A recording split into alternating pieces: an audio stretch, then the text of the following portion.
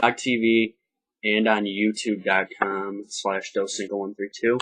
So we are live now here on Blog TV, and we'll be live on YouTube later.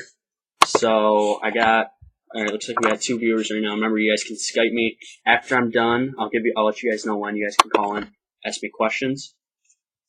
Alright, so we're going to start off talking about Mark Sanchez. Yesterday, Mark Sanchez was debated on most sports sports shows and such.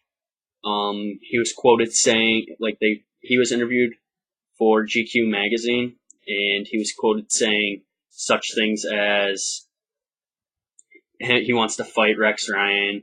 Rex Ryan and him don't get along. Rex Ryan was going to pull him like halfway through a game back in, I believe it was October, when he was struggling.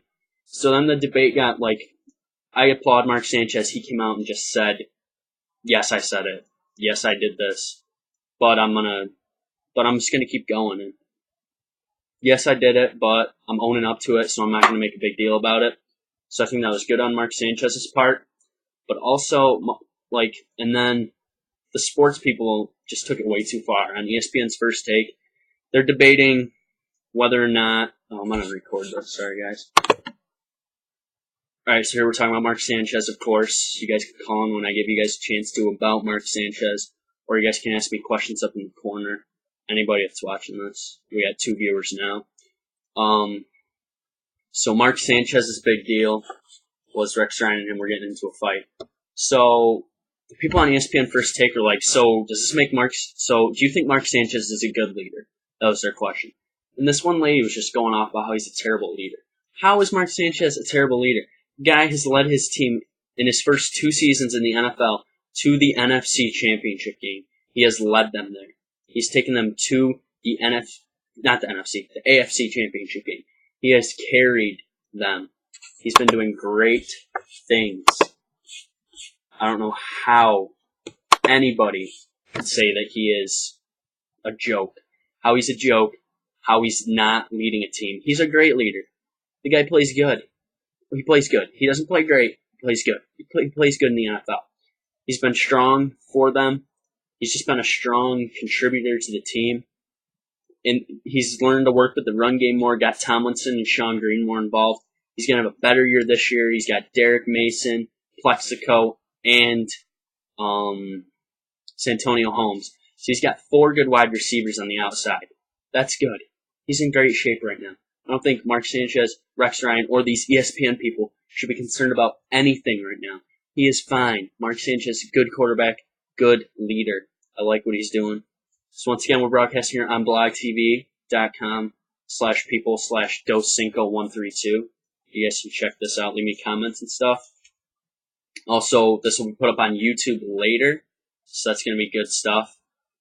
Alright, now my next topic, since Mark Sanchez, we're done talking about him. We're going to move on to Jim Thome.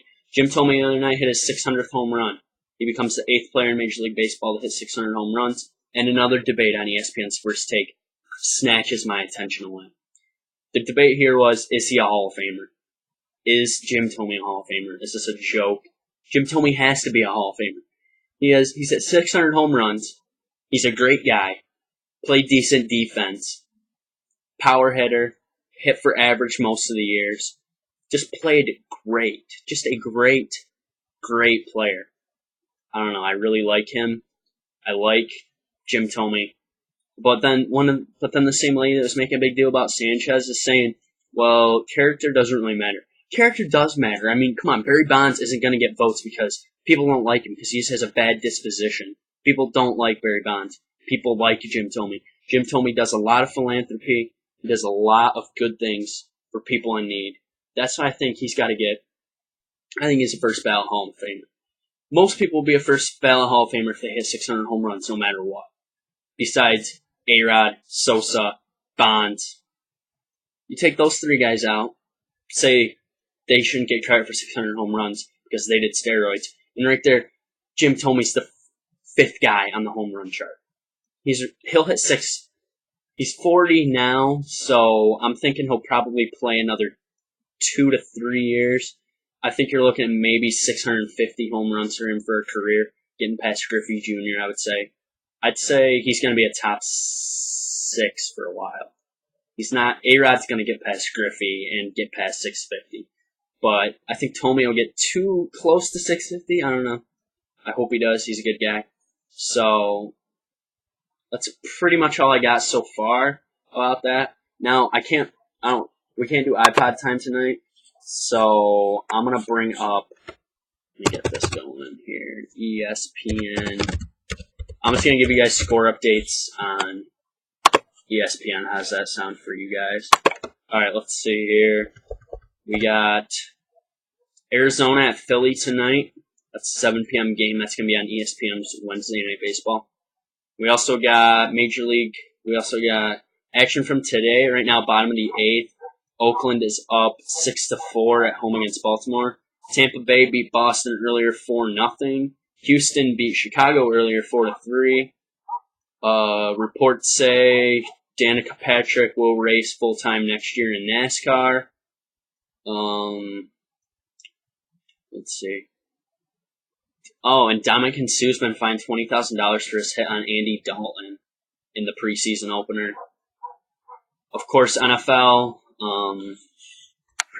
NFL, what are we saying? NFL supplemental draft has been delayed, so that's interesting. Check that out. NFL has been delayed, so the supplemental draft's being pushed back. They're still trying to decide if they're going to let Pryor do it. So, I don't know. I think they should. That's all I got for my YouTube people. So, I'm going to stop my YouTube recording. Hope you guys really enjoyed the YouTube video. Check that out. Still Cinco132. Subscribe to my page and stuff if you're on YouTube. Thanks, YouTube people. That's all the time I got. I'm out.